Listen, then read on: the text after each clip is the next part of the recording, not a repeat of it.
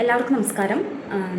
കുറച്ച് ഒരു ഇമ്പോർട്ടൻ്റ് ആയിട്ടുള്ളൊരു വിഷയം പബ്ലിക് നോട്ടീസിലേക്ക് കൊണ്ടുവരാൻ ആഗ്രഹിച്ചിട്ട് വീഡിയോ ചെയ്യുന്നതാണ്.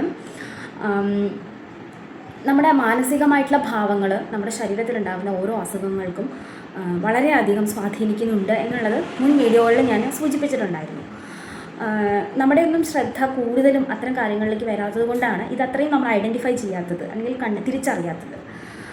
നോക്കൂ, നമ്മുടെ മാനസികമായിട്ടുള്ള ഭാവങ്ങൾ, ശരീരത്തിലുണ്ടാകുന്ന ഓരോ അസുഖങ്ങളും അത് വ്യത്യസ്ത രീതിയിലുള്ള ലക്ഷണങ്ങളായിട്ടാണ് പ്രകടമാവുന്നത് അല്ലേ.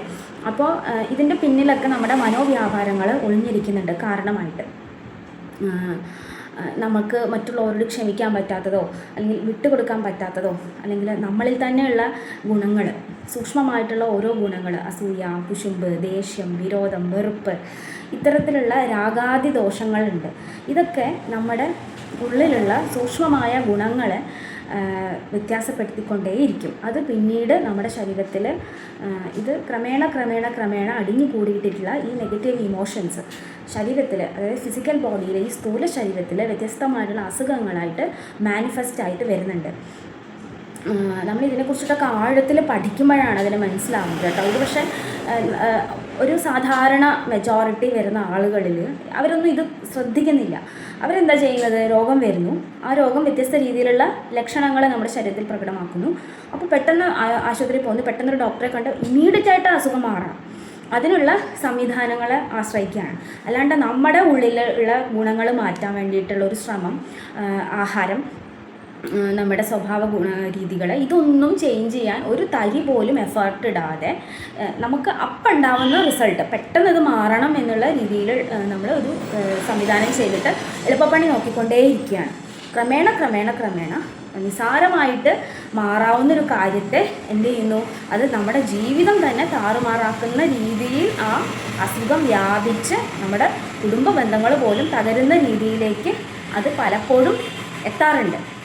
അവസാനം ഒന്നും ചെയ്യാൻ പറ്റാത്തൊരു ഘട്ടത്തിലെത്തിയിട്ട് ഇനി എന്താ ചെയ്യുക എന്ന് ആലോചിച്ചിരിക്കുന്നതിനേക്കാൾ എത്രയോ നല്ലതാണ് ഇപ്പോൾ ഉള്ള നമ്മുടെ ആരോഗ്യം ഉള്ള അവസ്ഥയിൽ നല്ല കാര്യങ്ങൾ നമുക്ക് ചെയ്യാൻ സാധിക്കുക എന്നുള്ളത്. നമ്മുടെ ശരീരത്തിനും മനസ്സിനും ഹിതമായിട്ട് അനുഷ്ഠിക്കേണ്ട ഒരുപാട് കാര്യങ്ങളുണ്ട്. അതിലേക്കൊക്കെ നമ്മുടെ ശ്രദ്ധ കൊണ്ടുപോകുക എന്നുള്ളത് അല്ലേ.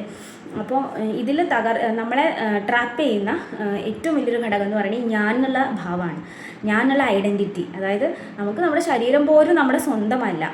ഈ തത്വങ്ങളൊക്കെ നമ്മൾ മനസ്സിലാക്കാതെ ഞാൻ ഇന്നയാളുടെ മകളാണ്, എനിക്ക് ഇത്ര സ്വത്തുണ്ട്, എനിക്ക് ഇത്ര വലിയ വീടുണ്ട്, ഇത്ര വലിയ ഭൗതിക സാഹചര്യങ്ങളുണ്ട്, അല്ലെങ്കിൽ ഞാൻ ഇന്ന ഔദ്യോഗിക പദവിയിൽ ഇരിക്കുന്ന ആളാണ്, എനിക്ക് ഇത്ര ലക്ഷം രൂപ മാസം വരുമാനമുള്ള ആളാണ് എന്നുള്ള ഈ ഞാൻ ഭാവം മുഴച്ച് നിൽക്കുമ്പോഴാണ് ജീവിതത്തിൽ നമുക്ക് നമ്മുടെ മനസ്സ് തുറന്ന് നമുക്ക് പല കാര്യങ്ങളിലും പെരുമാറാനും സംസാരിക്കാനും ഇടപഴകാനും ഒന്നും സാധിക്കാതെ വരിക.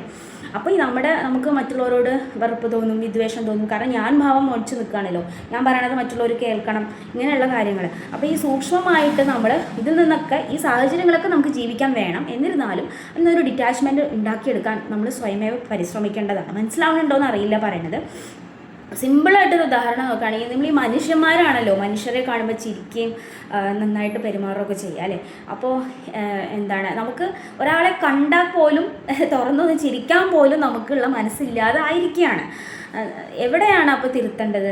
ശ്രദ്ധിച്ച് നോക്കുക, നമ്മൾ ശരിയാണോ? നമ്മളെപ്പോഴും മറ്റുള്ളവർ കാരണമാണ് എനിക്ക് ഇങ്ങനെ ഒരു പ്രശ്നം ഉണ്ടായത്, ഇവർ ശരിയാവില്ലാത്തത് കൊണ്ടാണ് എനിക്ക് ഇങ്ങനെ ആയത്, അവർ ശരിയില്ലാത്തത് കൊണ്ടാണ് എൻ്റെ ഈ കാര്യം മുടങ്ങിയത്.